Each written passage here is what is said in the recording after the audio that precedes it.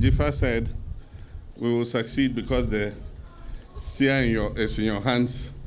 I almost said, Mama be steer, no, but I realized the steer is in my hands already. Why ready? Let's say, why ready?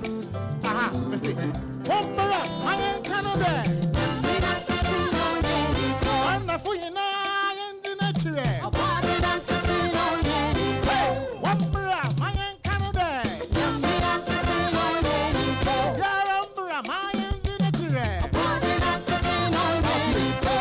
Oshebowa, Ozido, Undato, Wadada, Oshebowa, Ozido, Mahama, Wadada, Ilavi, Wezido, Wendato, Wadada, betting tax, Wedido, Wendato, Wadada, Black Star, experience, Wendato, Wadada, Dolano, Ebafum, Ebafum, Ebafum. Why you baby? Hey, okay, yes, free Vitiasiano. Yaminus ma wakina, Yanni, amen. Washabo, Ozido, Unata, Wadada, Washabo, Tati, Yaminasa. Hey, I've been worried. Yamini was no, I've been worried. I've been worried, oh, my heart never said no. I've been worried, oh, Yamini was no, Yamini was no, whatever, I've been worried,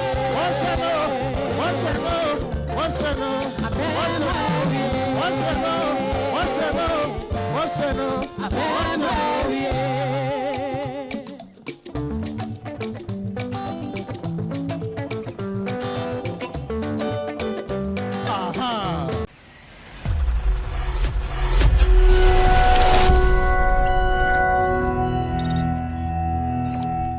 Jifa said, we will succeed because the steer is in your hands. I almost said, Mama be steer, no, but I realized the steer is in my hands already.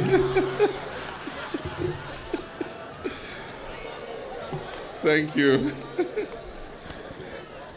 Thank you very much.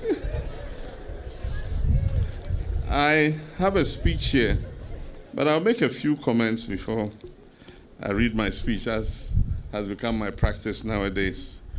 This has been a beautiful event.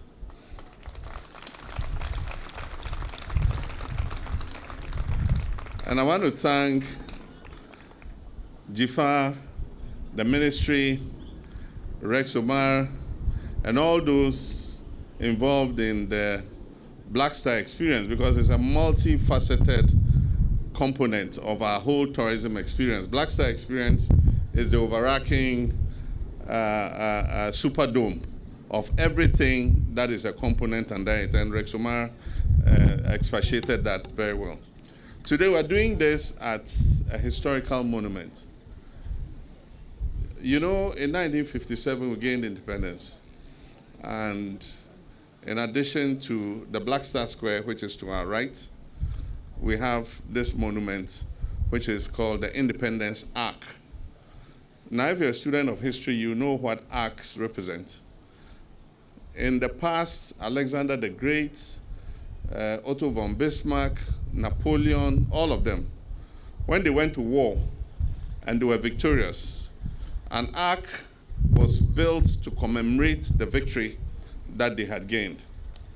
And so when Kwame Nkrumah gained us our independence in 1957, this arch is the monument to actually memorialize our independence. And that's why when you see on top there, you see AD 1957.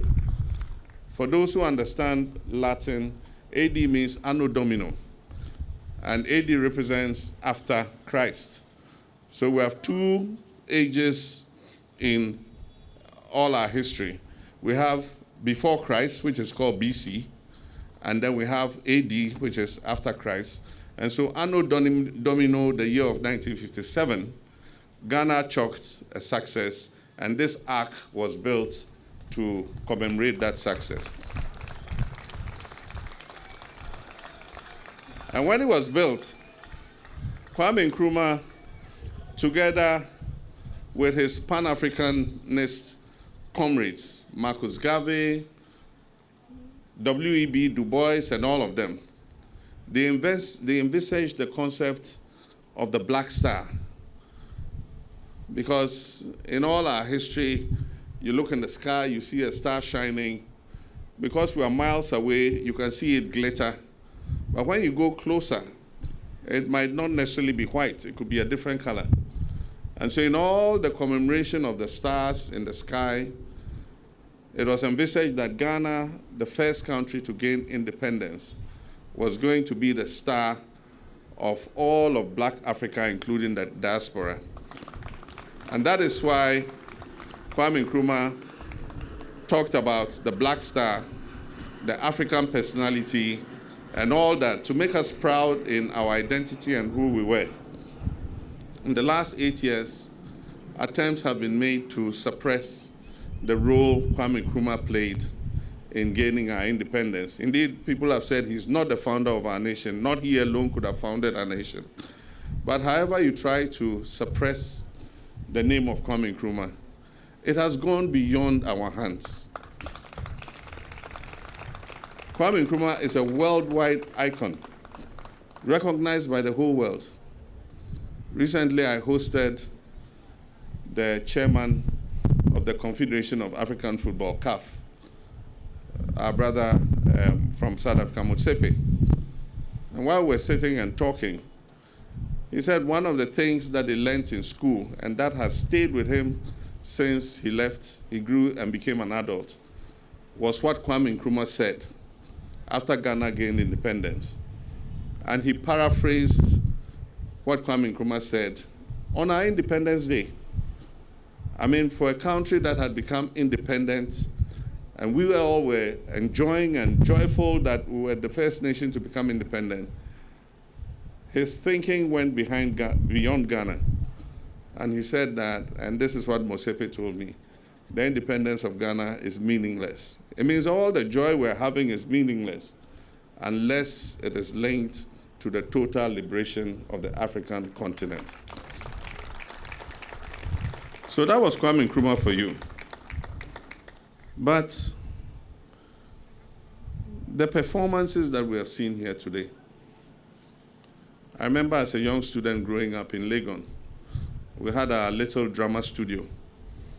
And our students in Legon, for their exams and their performances, had to choreograph a drama performance. And we, the students, used to go to the drama studio and pay to go and watch those performances. And they did very well. Beautiful African performances.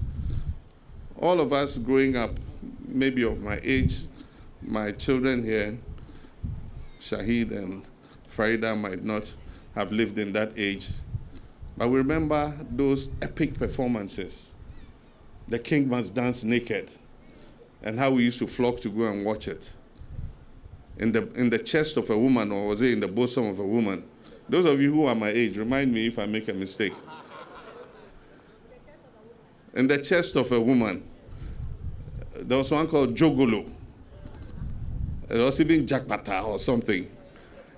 I mean, and that was the golden age of dramatic performances in Ghana. And I remember we used to flock to go and watch those performances. There were even the ones that were the movie. And several, icons in the movie industry, some of whom are alive, some of whom are dead. And we lived through all that era, Gollywood, Kumawood. I remember I asked that they don't show foreign films on the presidential jet anymore, and that we should watch Ghanaian movies. And no, this was when I was president before. And I'm going to give the edict again. The plane is gone for service. When it comes, I'll ask them to change all the repertoire and put Ghanaian movies. And I watched a very interesting one between Lil Wayne and I've forgotten his name, our half-caste. When some armed robbers attacked him in conspiracy with his wife, and then Lil Wayne and his wife found him lying down. And the wife said, "Oh, armed robbers." And Abonosa. And Lil Wayne said, "They be Obroni ofi play mun the top form." You know? And then they took him home, nursed him, and Lil Wayne was pounding fufu and said, anywhere he puts the yam, he should pound it. And then he kept putting the yam, the guy was pounding, and then he wanted to taste one of the yams, he put it in his mouth, and the guy knocked his mouth with the pounding stick. I mean, these are interesting, they are creative. And, I mean, we have the talent. We all knew about Niate. May God bless his soul. Committed to dance choreography. We used to go to the National Theatre to watch the Ghana Dance Ensemble, Ghana Dance Company, No Yam, all of them. I'm happy that in all this economic crisis and all that, they still are alive and that the talent is still there.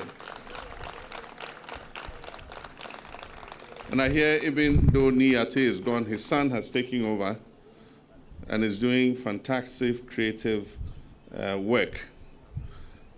And it just lets us know that the talent is there and we must continue to nurture it.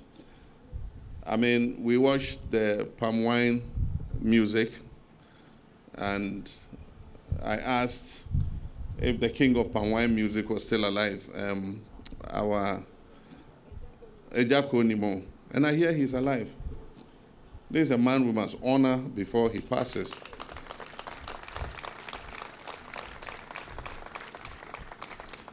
Because that was a genre of music that has become a part of our musical archive and our folklore. And for people like this, we shouldn't wait till they die and go and cry at their funerals. And so wherever Ejako Nimo is, Difa, you and your team organize some ceremony. Let's honor him. I know he's been honored in the past. Let's honor him again before God calls him. In the last month or so, we have buried two icons. One, Na Manua of Wolome fame. I got to meet her not too long ago, last year, yes. She came to my office out of the blue. And we had listened to Wolome music growing up. So when she came, I was quite excited. And we struck a very good friendship. Unfortunately, after I got to know her, it didn't take long. She fell sick. The family came to me. We did everything. We paid the medical bills, but if money could pay for her life, she would be alive. When God decides, he takes what he has given us. The other who passed recently, and because I was too busy with the affairs of state, I didn't get the opportunity to at least go and pay my respects to him, was the last of the Osibisa Teddy Osei. Growing up, these were people who made us proud. And they carried African music and Ghanaian music to the rest of the world. And I pray that God grants him peaceful rest. But there are many people like that who have had the talent, they have performed, we've enjoyed their music in many sectors, in sports, in all the creatives, in film, in music. And today, we ask ourselves, how are their lives? Many of them are living as paupers.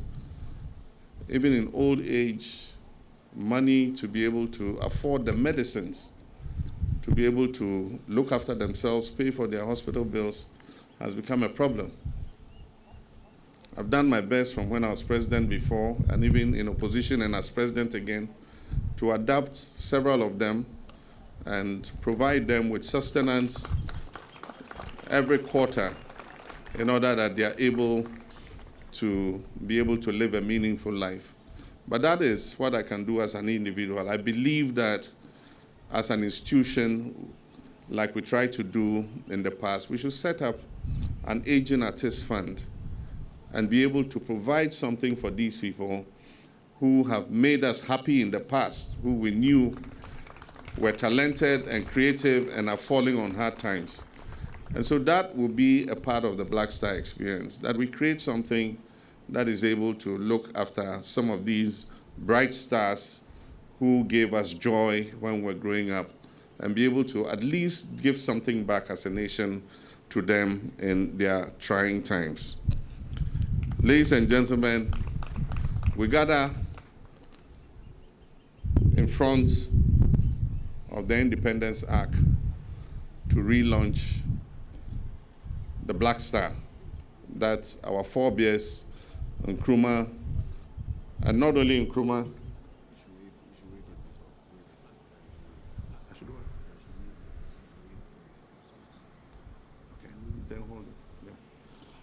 I'm supposed to wave this at some point, but he can't explain to me when I should wave it. So you hold it for the meantime. We gather before the Independence Arc to rededicate ourselves to the concept of the Black Star, and that Ghana, as the first Black African nation south of the Sahara to gain independence, we want to recapture what Ghana meant at the time to the rest of Africa.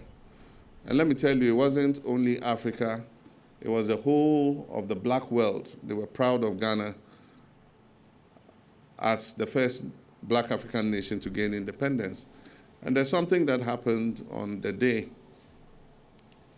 President Nixon, came to Ghana during the independence. He was not president at the time.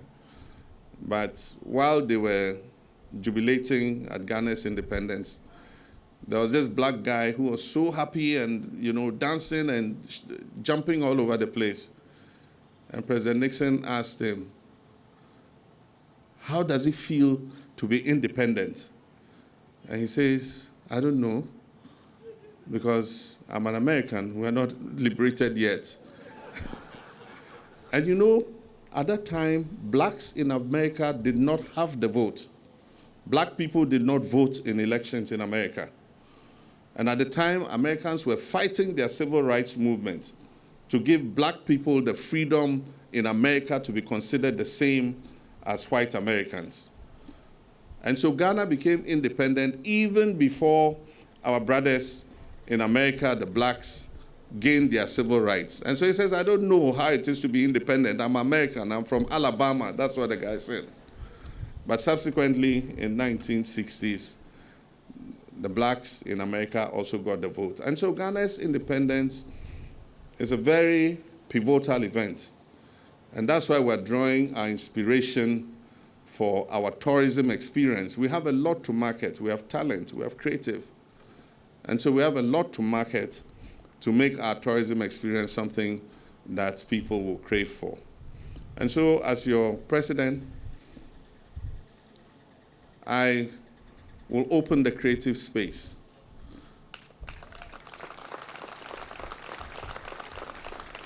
I'm going to open the door for you. And when I open that door, let nobody close it again.